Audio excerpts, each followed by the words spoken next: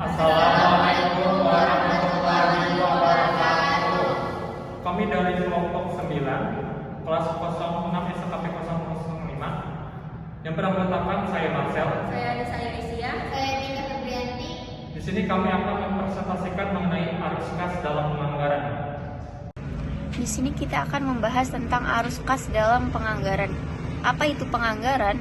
Keputusan dalam investasi dapat dikenal juga dengan penganggaran modal atau capital budgeting, yaitu operasi dari aktivitas yang meliputi semua kegiatan dalam persiapan pemanfaatan dana yang bertujuan mendapatkan manfaat atau benefit di masa mendatang. Dalam praktiknya, penganggaran modal dimaksudkan untuk menganalisis investasi dari satu di antara yang ada pilihan investasi yang tersedia. Hal ini bertujuan agar mendapatkan investasi yang bernilai positif, profit. Proses terpenting dan tersulit dalam penganggaran modal. Proses terpenting dan tersulit dalam penganggaran modal yaitu mengestimasi arus kas suatu proyek atau pembiayaan dari investasi serta arus kas masuk bersih yang didapat tiap tahun selesai berjalannya suatu proyek. Konsep penting digunakan semata-mata melakukan pertimbangan pada arus kas selisih atau incremental cash flows menjadi pembeda antara arus kas seandainya proyek diambil ataupun arus kas tanpa proyek. Persiapan melalui keputusan dalam investasi. Persiapan melalui keputusan dalam investasi sangat dipentingkan karena yang pertama pengeluaran dana yang berkaitan pada jangka waktu yang panjang. Yang kedua, penginvestasian pada aktiva tetap akan memberi peluang kepada hasil dalam melakukan penjualan di waktu mendatang. Yang ketiga, pengeluaran dana untuk memenuhi kebutuhan tertentu dalam besaran yang tinggi. Yang keempat, jika salah dalam pengambilan keputusan akan berdampak panjang bagi perusahaan. Selain itu, kerugian bagi perusahaan tidak dapat dihindarkan. Alat ukur dalam penganggaran modal. Untuk menghitung penganggaran modal, alat ukur yang tepat yaitu menggunakan arus kas daripada laba akuntansi. Perusahaan akan dapat mengakui dan melakukan penginvestasian arus kas kembali, sementara laba akuntansi ditunjukkan kala dapat membuahkan hasil tidak kala uangnya berada di tangan.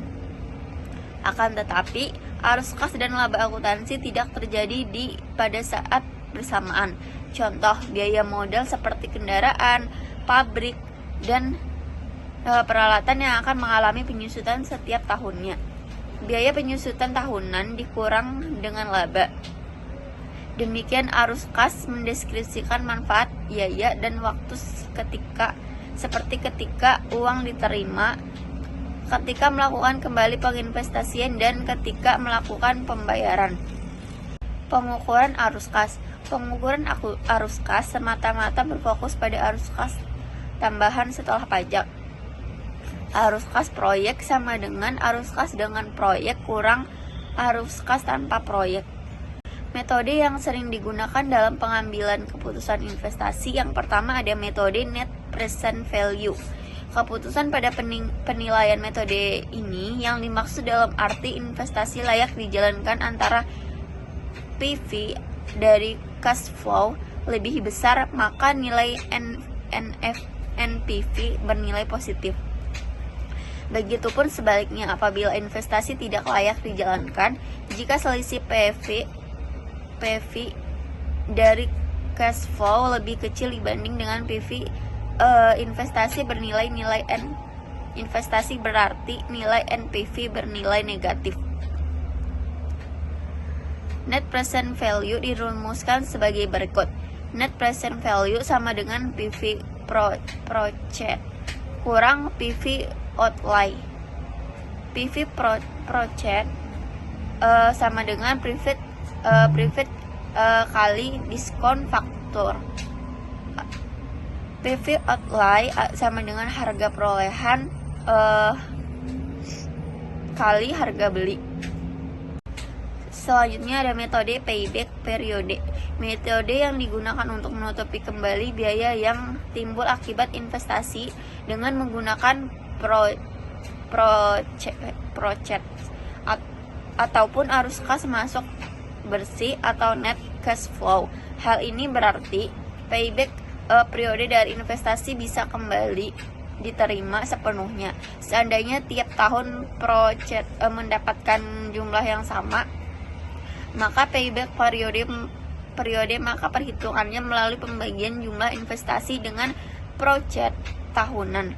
Jika project yang dihasilkan sama pada tiap tahunnya, maka payback periode sama dengan jumlah investasi bagi project kali 1 tahun.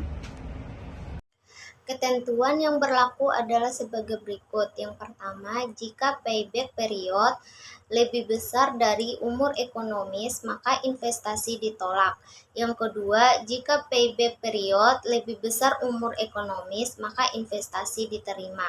Apabila proyek yang dihasilkan tiap tahunnya adalah berbeda, maka menggunakan rumus harga perolehan, nilai sisa investasi proses tahun 1, sisa investasi proses tahun 2, sisa investasi. Dan dilanjutkan sampai dengan investasi tidak lagi dapat dikurangi dengan proses tahun selanjutnya. Kemudian dihitung dengan sisa investasi dibagi proses tahun selanjutnya dikali 12 bulan. Selanjutnya yang ketiga yaitu metode Profitability Index. Metode yang digunakan untuk menghitung perbandingan antara present value dari penerima dengan present value dari investasi atau yang dikenakan dengan cost benefit analysis method. Proyek investasi layak untuk dijalankan apabila profitability index lebih besar dari yang pertama.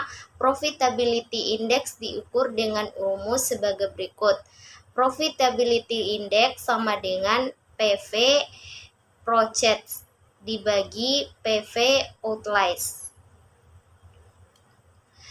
Yang keempat yaitu metode average rate of return. Jika menunjukkan presentasi keuntungan neto sesudah pajak yang dapat dihitung dari average investment atau initial investment, metode ini sering dikenakan dengan accounting rate of return.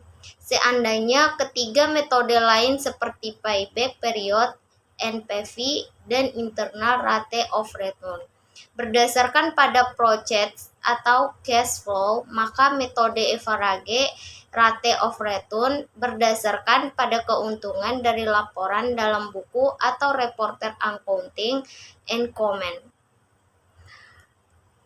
Apabila nilai ARR lebih dari 100%, maka investasi layak untuk dilanjutkan dan sebaliknya.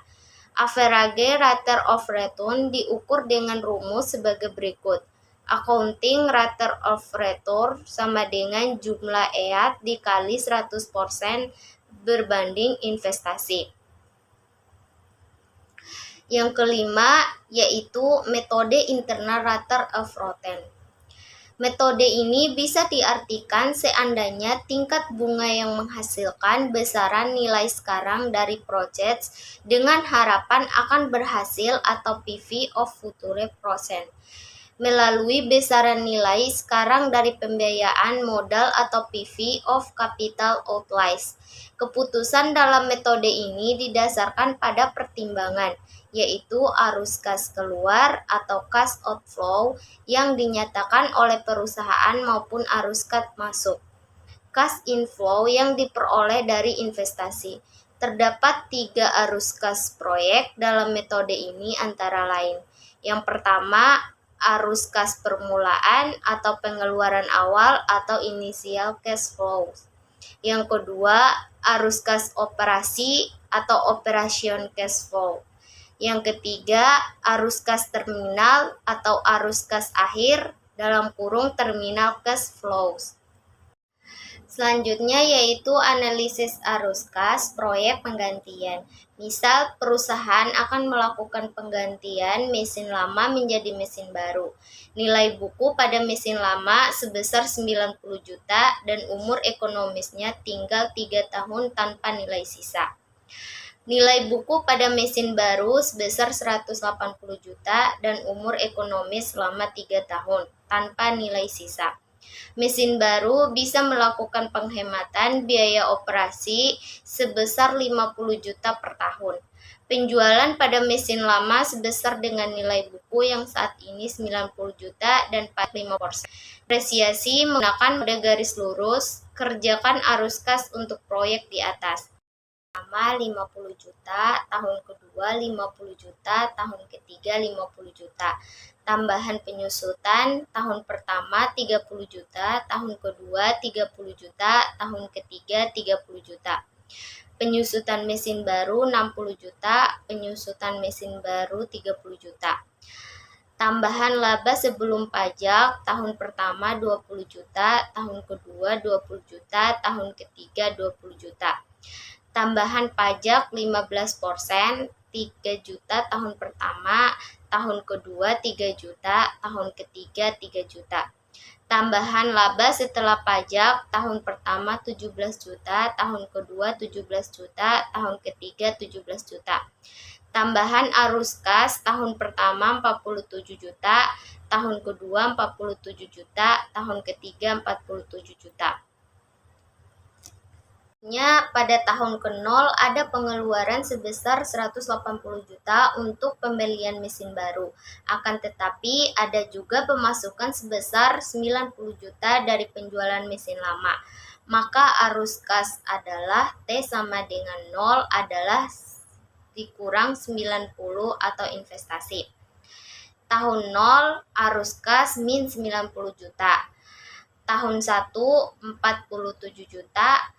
Tahun 2 arus kas bersihnya 47 juta, tahun ketiga arus kas bersihnya 47 juta. Selanjutnya analisis arus kas proyek baru. Ilustrasi arus kas proyek baru sebagai berikut. Suatu proyek memerlukan investasi pada tanah sebesar 1,2 juta atau pembayaran pada akhir 2003.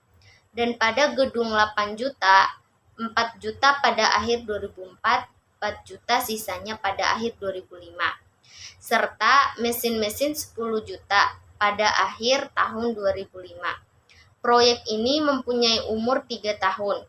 Umur ekonomis gedung dan mesin yaitu 3 tahun tanpa adanya nilai sisa. Pada akhirnya 2005, proyek juga membutuhkan penambahan net working capital sebesar 2 juta. Jadi arus kas awalnya adalah arus kas permulaan awal. Yang pertama tanah, tahun 2003 1.200.000, tahun 2004 0, tahun 2005 0. Yang kedua gedung, 2003 0, 2004 4 juta, 2005 4 juta. Mesin tahun 2003 0, 2004 0, 2005 10 juta. Aktiva tetap 2003 1.200.000, 2004 4 juta, 2005 14 juta. NWC 2003 0, 2004 0, 2005 2 juta. Investasi 2003 1.200.000, 2004 4 juta, 2005 16 juta. Sepanjang umur proyek dari 2006 sampai dengan 2008, tiap tahunnya proyek ini mendapatkan hasil unit penjualan dengan kenaikan harga jual 10% per tahun, disebabkan faktor inflasi. Biaya variabel sebesar 50% dari penjualan, biaya tetap atau overhead konstan sebesar 8 juta per tahun, pajak 15% per tahun, tambahan modal kerja bersih atau net working capital sebesar 0,5 juta pada tahun 2006 sampai 2007. Pada 2008, modal kerja bersih dikembalikan atau recovery. Kerjakan arus kas operasinya terlebih dahulu. Kita menghitung depresiasi gedung dan mesin dengan metode double declining balance method. Lalu di sini ada penghitungan penyusutannya, di mana gedung pada tahun 2006 penyusutannya adalah 2/3 dikali dengan 8 juta rupiah, sehingga menghasilkan 5.330.000 rupiah. Lalu pada tahun 2007 penyusutannya yaitu 2/3 dikali dengan 2.670.000 rupiah sama dengan 1.780.000 rupiah. Lalu pada tahun 2008 penyusutannya itu adalah sisanya yaitu 890.000 rupiah, di mana dari biaya gedung dari tahun 2006 sampai 2008 kita tambah semua sehingga menghasilkan 8 juta rupiah. Lalu sekarang ada penyusutan pada mesin. Pada tahun 2006 penyusutannya itu dengan menghitung 2/3 dikali dengan 10 juta rupiah yang menghasilkan 6.670.000 rupiah. Pada tahun 2007 penghitungannya itu 2/3 dikali dengan 3.330.000 rupiah sama dengan 2.220.000 rupiah. Pada tahun 2008 itu penyusutannya adalah sisa, di mana senilai 1.110.000 rupiah. Seperti tadi, untuk mesin pada tahun 2006 sampai 2008 kita jumlahkan semua penyusutannya sehingga menghasilkan hasil 8 juta rupiah sesuai dengan gedung. Selanjutnya ada operating cash flows. Unit penjualan pada tahun 2006 hingga 2008 sebesar 25.000. Lalu harga jual dari 2006 2.000, 2007 2.200, 2008 2.420. Penjualan bersih pada 2006 sebesar 50 juta rupiah, 2007 sebesar 55 juta rupiah, dan pada 2008 yaitu 60.050.000 rupiah.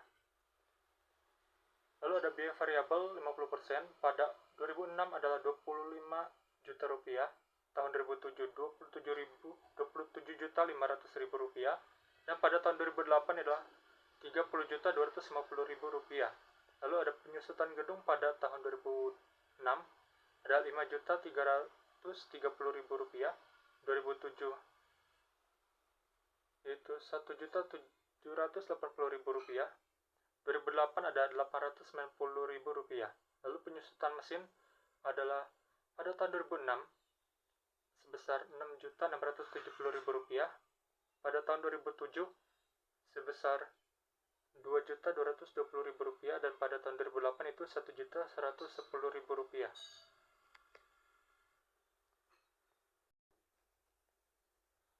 Lalu ada laba sebelum pajak.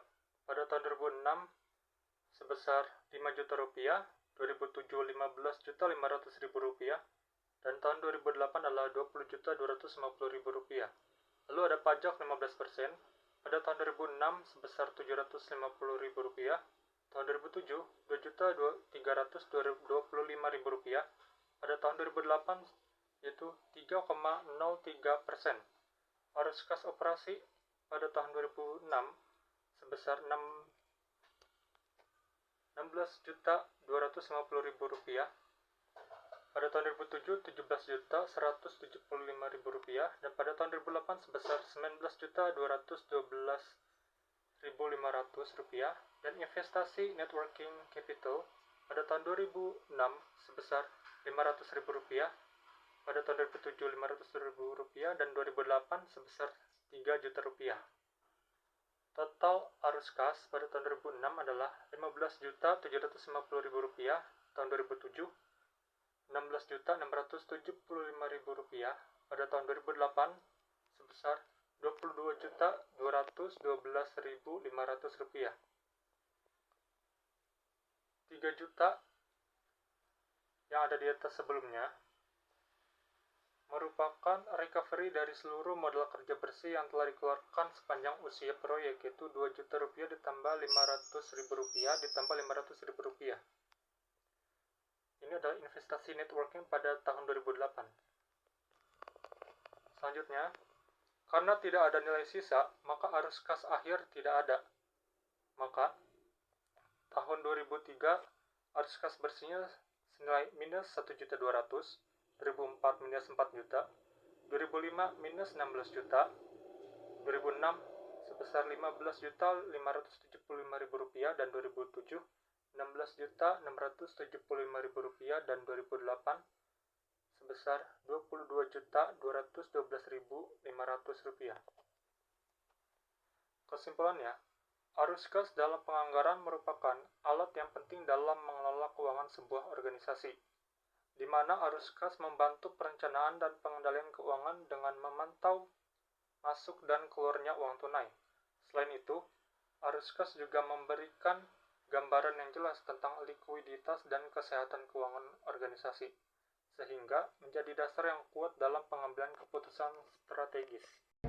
Sekian presentasi dari kami, kurang lebihnya mohon maaf. Wassalamualaikum warahmatullahi wabarakatuh.